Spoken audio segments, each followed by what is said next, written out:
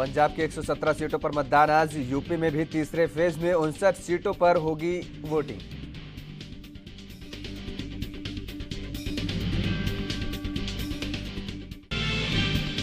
आज पीएम मोदी का यूपी में हरदोई और उन्नाव में चुनावी जनसभा। बीजेपी प्रत्याशियों के लिए करेंगे अपील।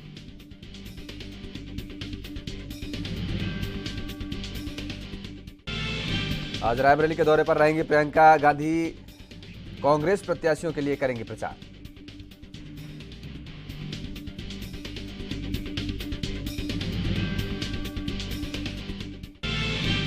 और यूपी में एक ही दिन में समाजवादी पार्टी के पूर्व मंत्री अहमद हसन और उनकी पत्नी का हुआ निधन। सपा में शोक की लहर।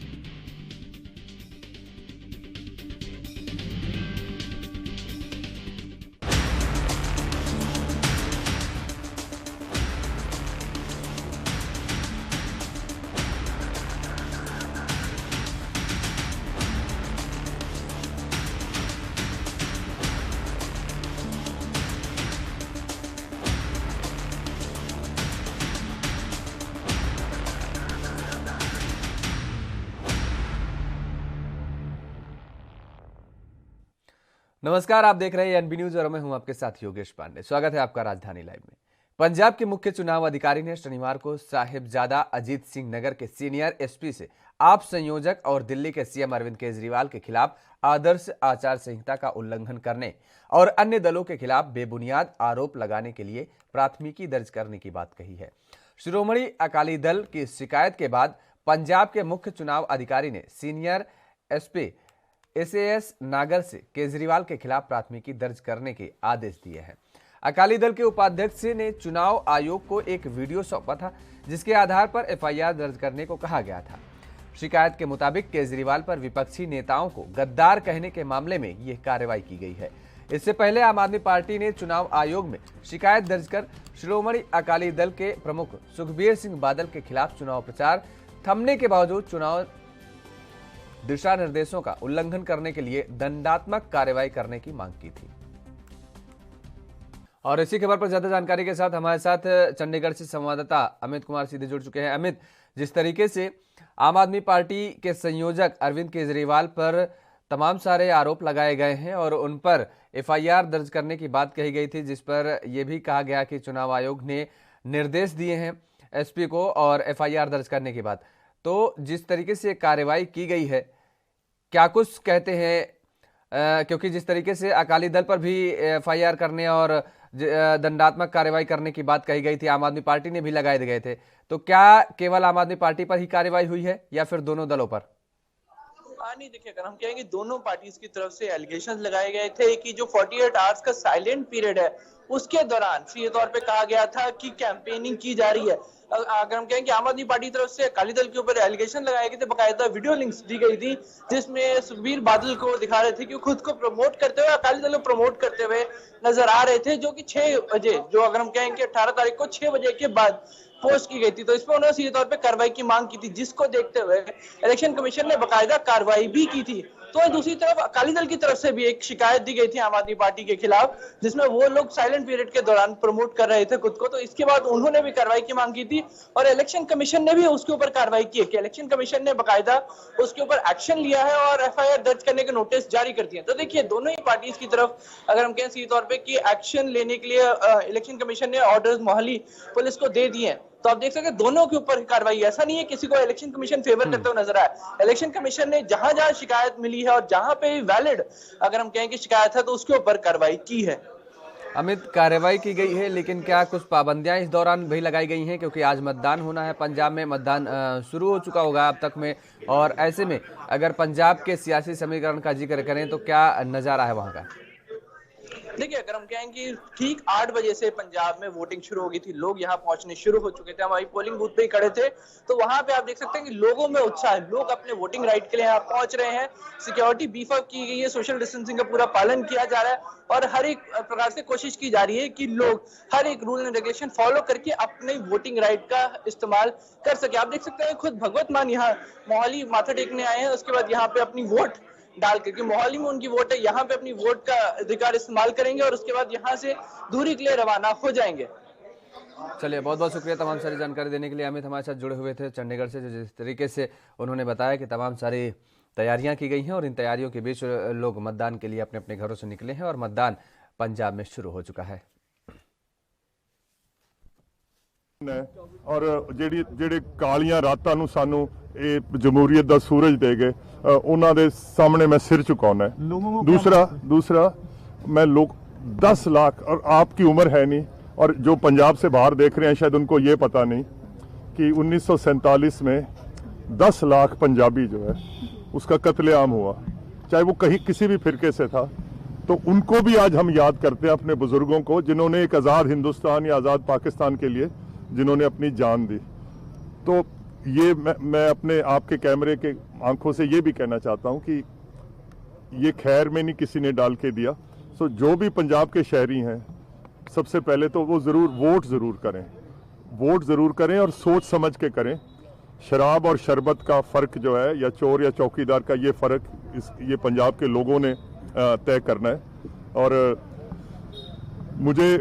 मैं पूरी उम्मीद हूँ कि जो पिछले 5 साल में पंजाब की जो कांग्रेस पार्टी को लोगों ने भरोसा जो दिया था, लोगों का भरोसा हमारे लिए एक अजीम जिम्मेवारी थी, एक मुकद्दस इमानत थी जो 5 साल कांग्रेस पार्टी के हाथों में रही।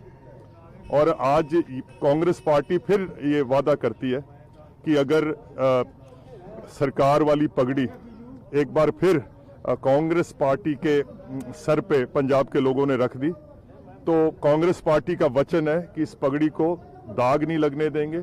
और जब तक कांग्रेस पार्टी की जान में जान है और सांस में सांस है, हम पंजाब का सर कभी झुकने नहीं देंगे। Thank you very much. Thank you sir. Thank you very much. Thank you sir. मंत्री जी, सर आपके वोट दिखाए, आपने वोट दिया है इस बार। देखिए, वोट दिया, आपने वोट दिया, यहाँ पे सबसे बड़ा सर जाने दो, सर आप जाने दो। क्यों नहीं होता यार, मुझे बताइए पीछे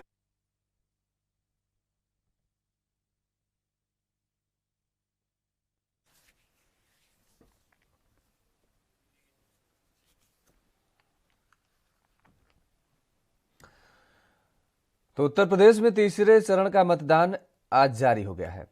इस चरण में बुंदेलखंड और यादवलैंड कहे जाने वाले 16 जिलों की 59 विधानसभा सीटों पर कुल 627 प्रत्याशी चुनाव मैदान में हैं।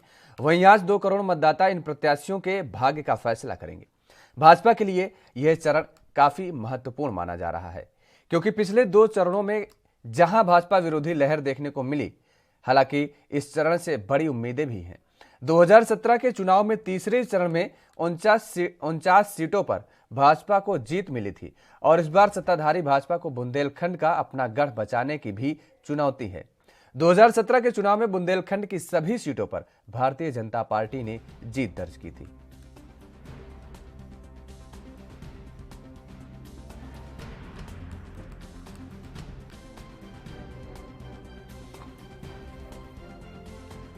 तो उत्तर प्रदेश में तीसरे चरण का मतदान आज जारी हो गया है। 59 सीटों पर 627 प्रत्याशी चुनावी मैदान में हैं और अपनी अपनी किस्मत आजमा रहे हैं। तो दरअसल प्रत्याशियों के भाग्य का फैसला आज ईवीएम में कैद हो जाएगा और लोग घरों से निकलने लगे हैं, मतदान के लिए पोलिंग बूथ पर जाते हुए नजर आ रहे हैं। और सुबह से ही जिस तरीके से लोगों में उत्साह देखने को मिला कि लोग घर से निकल करके मतदान के लिए मतदान केंद्रों पर पहुंच रहे हैं। आज प्रत्याशियों के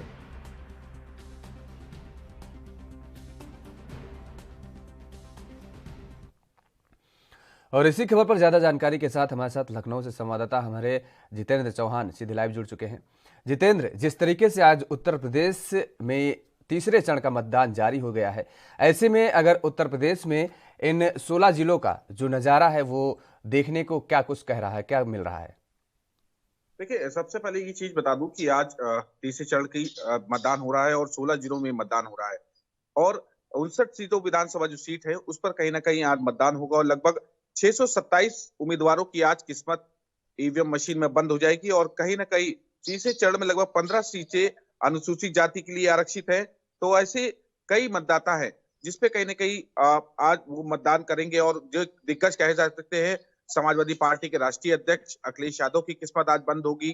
कमिश्नर से पद से वीआरएस ले चुके आसिम अरुण होंगे। तो वहीं शिवपाल यादव जो कि अपनी पार्टी प्रगतिशील समाज पार्टी और समाजवादी पार्टी के गठबंधन से प्रत्याशी है जसवंत नगर से, वो कहीं ना कहीं आज उनकी जो उनको मत पड़ेगा और कहीं ना कहीं उनकी किस्मत उस पर बंद हो जाएगी। और साफ तौर पे यादव लाइट कहा जाता है, मैनपुरी, कन्नौज, इन सब जगह पे आज मतदान होना है, तो जाहिर सी बात है कि उनकी टक्कर में, अखिलेश यादव की टक्कर में, जिनकी उत्तर प्रदेश की जनता की निगाहें टिकी हुई है जिस सीट पर, करेल सीट पर, उस पर आज कहीं ना कहीं मतदान होगा। तो साफ तौर पे ये कहा जा सकता है कि 2 चरणों का हम मतदान देख चुके हैं और तीसरे चरण का मतदान अब आज हो रहा है। तो सुबह 7 बजे से मतदान शुरू हो गया है और कहीं ना कहीं ये सीट जो कहा जाता है कि सबकी निगाहें, क्योंकि पार्टी के राष्ट्रीय अध्यक्ष की सीट पर आज दांव लगा हुआ है और शिवपाल यादव, उनकी समाजवादी पार्टी, क्योंकि यही आधार तय करेगी समाजवादी पार्टी की कि अखिलेश यादव की अगर सीट निकलती है तो क्या उत्तर प्रदेश में क्या प्रभाव पड़ेगा और कितनी सीटें समाजवादी पार्टी लेगी, या समाजवादी पार्टी की 2012 से 17 के बीच में जो सरकार रही थी और वहां गढ़ कहा जाता है समाजवादी पार्टी का, क्या गढ़ से अपनी साख बचा पाएंगे अखिलेश यादव, शिवपाल यादव, ये सब जिनका गढ़ है, क्योंकि लगातार कई बार विधायक रह चुके हैं शिवपाल यादव, वो शिवपाल यादव की अपनी सीट बचा पाएंगे? तो अभी कई सवाल है जिसपे आज मतदान पड़ना शुरू हो गया। 9 बजे क्लियर होगा कि पहले चरण में कि कितने प्रतिशत मतदान हुआ। बिल्कुल जितेंद्र, आपने बिल्कुल जिस तरीके से कहा कि आज बड़े सियासी और कई दिग्गज मैदान में हैं जिनकी किस्मत आज दांव पर लगी हुई है। आप हमारे साथ लगातार बने रहिए। ये सीधी तस्वीरें आपको हम पंजाब से दिखा रहे हैं। पंजाब में 117 सीटों पर मतदान जारी है और ये तस्वीरें हम आपको पंजाब के पोलिंग बूथ से सीधी तस्वीरें दिखा पा रहे हैं। जितेंद्र, वापस आपके पास आएंगे। तो जिस तरीके से आपने बताया कि हॉट सीट मानी जा रही है करहल, वास्तव में लखनऊ उत्तर प्रदेश का अगर जिक्र करें तो सबसे जो महत्वपूर्ण सीटें हैं वो 2 हैं, एक गोरखपुर और दूसरी करहल। करहल में आज मतदान होना है और ऐसे में सबसे बड़ी बात यह है कि हाथरस में भी आज मतदान होता है। हाथरस का अगर जिक्र करें तो 8 सीटें हैं वहां पर और 8 सीटें पर इस बार भारतीय जनता पार्टी का कब्जा है। लेकिन जो वहां पर स्थिति बनी, जो परिस्थिति वहां पर पैदा हुई किसानों के आंदोलन के दौरान, जिस तरीके से वहां पर टेनी परिवार पर बड़े आरोप लगे हैं, तो भारतीय जनता पार्टी के लिए अपने इस किले को, अपने इस दुर्ग को बचा पाना भी बड़ी चुनौती होगी। देखिए योगेश, बिल्कुल जाहिर सी बात है कि चुनौती है, क्योंकि 5 साल का जो उत्तर प्रदेश के मुख्यमंत्री योगी आदित्यनाथ का कार्यकाल रहा, उनमें हाथरस कहीं ना कहीं उनके लिए एक प्रश्न चिन्ह के तौर पर काम किया। जहां किसान आंदोलन हुआ तो वहीं केंद्रीय मंत्री के बेटे ने। और फिलहाल रुकते हैं एक छोटे से ब्रेक के लिए। ब्रेक के बाद फौरन हाजिर होते हैं।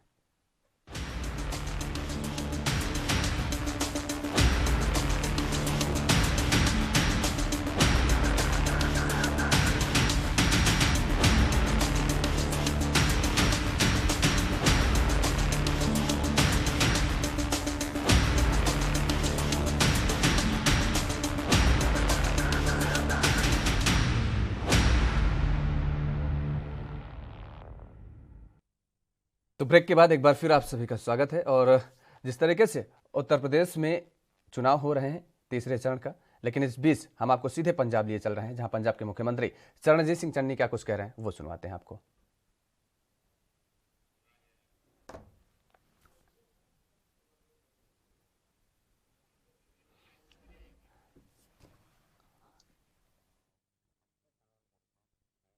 तस्वीरें आपको दिखा पा रहे हैं, ये उत्तर प्रदेश की तस्वीरें हैं। आपको बता दें कि प्रत्याशियों के भाग्य का फैसला आज उत्तर प्रदेश की जनता कर देगी। और हाथरस का भी जिस तरीके से हम जिक्र कर रहे थे, हाथरस की 3 सीटों पर आज मतदाता, और इसी बीच हमारे साथ लगातार जितेंद्र बने हुए हैं। जितेंद्र, हाथरस का जिक्र कर रहे थे, हाथरस में जिस तरीके से आज 3 सीटों पर मतदान हो रहे हैं, ऐसे में अगर बीजेपी के लिए कहें तो कड़ी चुनौती है, क्योंकि वहां पर जिस तरीके से आगरा की पूर्व मेयर अंजुला महौर को वहां पर उतारा गया, स्थानीय कार्यकर्ताओं ने इसका विरोध भी किया था। दूसरी तरफ जो एंटी कैम्पेंसी के साथ ही साथ अगर विपक्षी दलों का कहें, वो बड़े आरोप लगाते रहे हैं किसानों के मुद्दे को लेकर के, तो भारतीय जनता पार्टी के लिए अगर ये कहें कि दोहरी चुनौती का सामना करना पड़ रहा है तो क्या गलत होगा? देखिए बिल्कुल योगेश, जो बात आपने सही कही वो बिल्कुल सही होगी, गलत नहीं होगा उसमें। और कहीं ना कहीं कि जिस तरह से टेनी के बेटे को, आशीष को जमानत मिली, वो कहीं ना कहीं विरोध भारतीय जनता पार्टी को सामना करना पड़ सकता है। और किसानों की मृत्यु हुई उसपे भी जो हाथरस है वहां के किसान है वो कहीं ना कहीं विरोध करते नजर आ रहे हैं, क्योंकि बीते 5 साल के कार्यकाल में जिस तरह से हाथरस बीजेपी के लिए प्रशिक्षित के तौर पर काम किया, वो कहीं ना कहीं थोड़ा सा उनको चुनौतीपूर्ण जरूर होगा और उसका सामना भी करना पड़ेगा। और कई जगह, क्योंकि किसान आंदोलन ने इतना बड़ा रूप दिया, तो भारतीय जनता पार्टी के विरोध लगातार उससे हुआ रहा, और उसका हमें देखने को मिला था पहले और दूसरे चरण में उसकी किस तरह से वोटिंग बढ़ा, और कहीं ना कहीं कहीं गिरा भी। तो जाहिर सी बात है कि ये सब भारतीय जनता पार्टी के लिए चुनौती होगी, लेकिन अपने गढ़ को बचाने के लिए भारतीय जनता पार्टी पुरजोर कोशिश कर, तमाम दिग्गज उत्तर प्रदेश में उतर चुके हैं। राजधानी लखनऊ में देर रात अमित शाह पहुंचे उत्तर प्रदेश के मुख्यमंत्री योगी आदित्यनाथ समेत कई बैठक हुई, संगठन की बैठक हुई, और कहीं ना कहीं जो आने वाले चरणों में उसको चुनौतीपूर्ण जरूर भारतीय जनता पार्टी के लिए नजर आ रहा है। और इसी साख को बचाने के लिए कोशिश कर रही है भारतीय जनता पार्टी कि वो लगातार वोट प्रतिशत को बढ़ाए, और कहीं ना कहीं जो प्रत्याशी है उनके लिए वो प्रचार। हाथरस में तो जाहिर सी बात है कि उनको चुनौती का सामना करना पड़ेगा, और जिस तरह से ब्यूरोक्रेसी के अधिकारियों को उतारा गया है कि उत्तर प्रदेश के चुनाव में, तो वो जाहिर सी बात है कि अपनी साख बचाने के लिए कोशिश की जा रही है, क्योंकि इस बार जो आज का मतदान होगा पूरा, ये सीट सबकी सीट निगाहें जो वो अखिलेश यादव की सीट पर होगी।